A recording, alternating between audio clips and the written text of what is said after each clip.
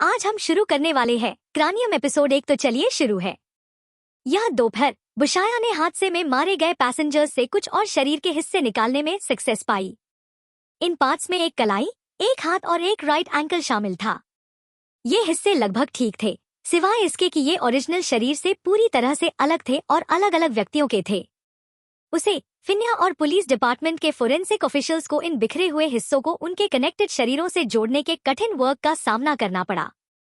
दुविधा यह थी कि एक पैर को शरीर से जोड़ने का प्रयास करते समय यह पता चला कि वे अलग अलग व्यक्तियों के थे। डिजास्टर्स और एक्सीडेंट्स में पहचान की कॉम्प्लेक्सिटी का असली कारण यही है। पिछले दिन सुबह मिली मम्मी की खोपड़ी अभी भी उसे परेशान कर रही थी, यहाँ तक कि वह पूरी दोपहर अपने काम में कंसंट्रेट नहीं कर पा रही थी। यह बहुत ही दिलचस्प था कि ऐसी चीज वहां मौजूद थी। शायद यह किसी ने लाया था जिसे यह नहीं पता था कि यह उसकी लास्ट ट्रिप होगी। हालांकि जब उसने यात्री के फाइलों को देखा तो उसने पाया कि कुछ लोग एंटिक क्लोथिंग के बिजनेस से रिलेटेड थे, जो स्थिति की कुछ वेयरनेस को समझाने में मदद करता था। हालांकि उसे विक्टिम्स की कहानियों में गहरी खुदाई करने की इच्छा थी। उस समय का सबसे जरूरी टास्क जितना हो सके जल्दी से अधिक रिमेन्स को इकट्ठा करना था। बुआ को एक अफवाह याद आई जो आर्कियोलॉजिकल कम्युनिटी में पॉपुलर थी, जिसमें कहा गया था कि कुछ मम्मी वाले शरीर या कॉफिन्स उन लोगों पर कर्स डाल देती हैं जो डिजीज की एटर्नल नींद में खलल डालते हैं। हालांकि यह साइंटिफिक फॉर्म से सर्टिफाइड नहीं था, वह कभी भी उन शक्तियों को हल्के में नहीं लेती थी जिन्हें देखा नहीं जा सकता। ऐसे कई घटनाएं हैं जिन्हें साइंस समझा नहीं सकता। एक फिजिकल एंथ्रोपोलॉजिस्ट के रूप में जो ह्यूमैनिटी के हिस्ट्री का स्टडी करती है, वह जानती थी कि साइंस के पास जवाब देने के लिए कई चीजें हैं जो न तो देखी जा सकती हैं और न ही समझाई जा सकती हैं, खासकर जब बात एंशिएंट समय की हो, जब साइंस का एग्जिस्टेंस नहीं था। प्रकृति और ह्यूमैनिटी पहली साइंटिफिक प्रिंसिपल से बहुत पहले एग्जिस्टेंस में थे, जो बाद में और एंटर किए गए। इसलिए बुआ कभी भी उन कहानियों को नेगेटिंग नहीं थी जिनका कोई ठोस एक्सप्लेनेशन नहीं था। दुनिया में इतनी सारी चीजें हैं जो अभी भी अननोन हैं, और मम्मी के शाप का मामला उनमें से एक है। अच्छा हुआ कि फिन्या वहां थी जब यह पाया गया, वरना वह नहीं जान पाती कि क्या करना चाहिए। एक और सवाल जो उठा था वह यह था, वह खोपड़ी वहां कैसे पहुंची। बुशाया ने सुना था कि आर्कियोलॉजिकल टेक्सटाइल्स के बिजनेस में जितनी पुरानी आइटम होगी वह उतनी ही कीमती होगी। मम्मी की प्रोसेस हमेशा से आर्कियोलॉजिस्ट के लिए अट्रैक्शन का सब्जेक्ट रही है।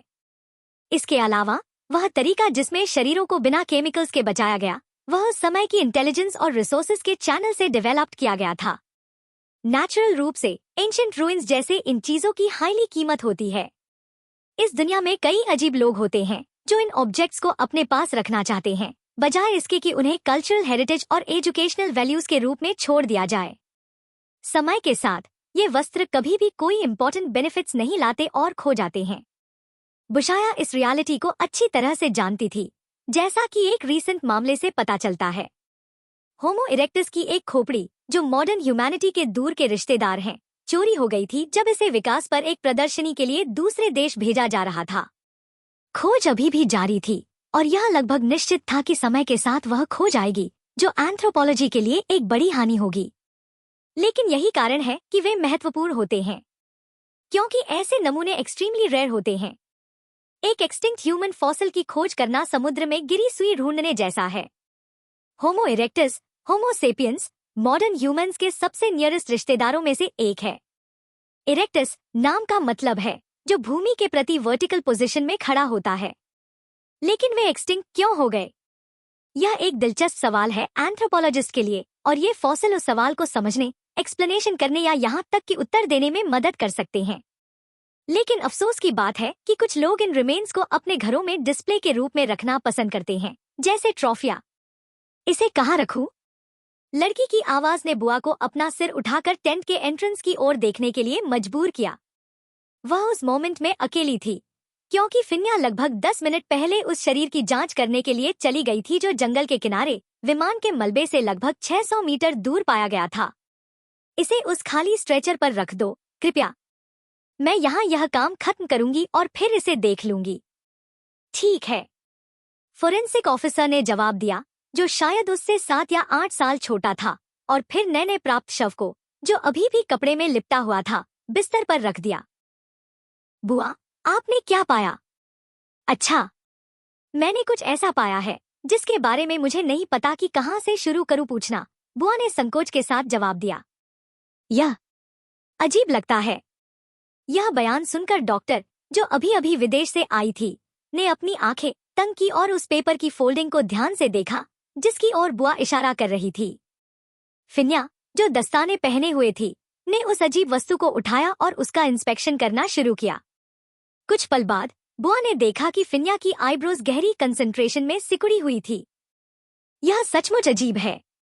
यह कहना कि यह अनयूजुअल है तो यह कम ही होगा, खासकर कल जो हमने पाया था उसे ध्यान में रखते हुए। अब इसे थाई में कहो कृपया, बुआ ने जवाब दिया। मैं ठीक से नहीं समझ रही, आप क्या कहने की कोशिश कर रही हैं? यह सुनकर फिन्या ने सिर उठाया और बुआ को एक सोचती हुई नजर से देखा, फिर अपनी कंसंट्रेट करते हुए वस्तु की ओर देखा। यह एक प्राचीन स्क्रॉल है जिसमें हायरोग्लिफ्स है। मुझे याद है कि मैंने एक रीजनल कैंपेन्स के दौरान कुछ ऐसा देखा था, फिन्या ने समझाया। यह डेड की बुक का एक पार्ट है। ओह, बुआ ने यह सुनकर हैरानी से कहा। बुक ऑफ द डेड और एक मम्मी। यह समझ में आता है रेफरेंस को देखते हुए।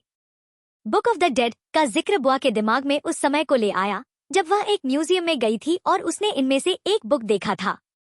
कहा जाता है कि ओल्ड टाइम में book of the dead stone में एंग्रेव जाती थी और केवल फरों के लिए रिजर्व्ड होती थी।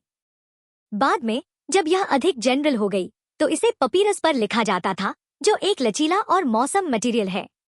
बुक ऑफ द डेड में जादुई मंत्रा और प्रेयर्स होती थी और यह डिजीज के साथ कब्र में रखी जाती थी, क्योंकि यह विश्वास किया जाता था कि इस पुस्तक में वेस्टेड नॉलेज डिजीज की आत्मा को अंधेरे दुनिया अंडरवर्ल्ड में गाइडेंस करेगा।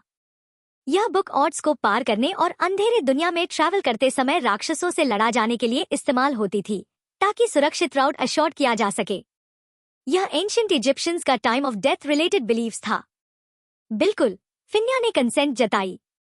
क्या आप इसे पढ़ सकती हैं?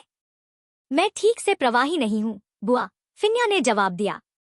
लेकिन मुझे राइटिंग स्टाइल पहचानने में प्रॉब्लम नहीं है। हायरोग्लिफिक्स पिक्चर्स और सिंबलिज्म का उपयोग करके एक्सप्रेसिंग मीनिंग करते हैं, इसलिए मैं जनरल मैसेजेस समझ सकती हूँ। इसे मैं पीसफुली कैंप में और ध्यान से डिकोड करूंगी। फिर उसने पेपर की रोल को प्रूफ के रूप में रखने के लिए एक जिपलॉक बैग मांगा। ठीक है, बुआ ने तुरंत जवाब दिया। बहुत धन्यवाद, फिन्या। बुआ ने देखा कि फिन्या ने एक झलक उसे एक मोमेंट के लिए देखा और फिर सिर झुकाकर जवाब दिया। मैं आपकी सेवा में हूँ, फिन्या ने जवाब दिया और फिर वह उस एरिया से चली गई। तो चलिए फिर मिलते हैं अगले एपिसोड में।